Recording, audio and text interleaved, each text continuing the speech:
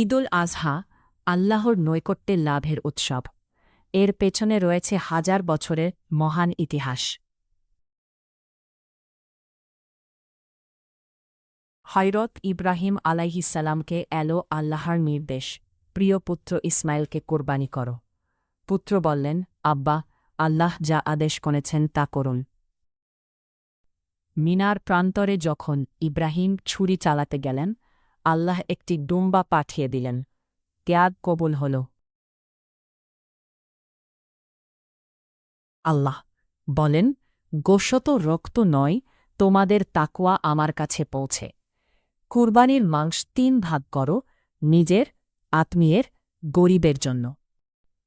প্রিয় ভাই ও বোনেরা, আল্লাহ আমাদের কুরবানি কবুল করুন।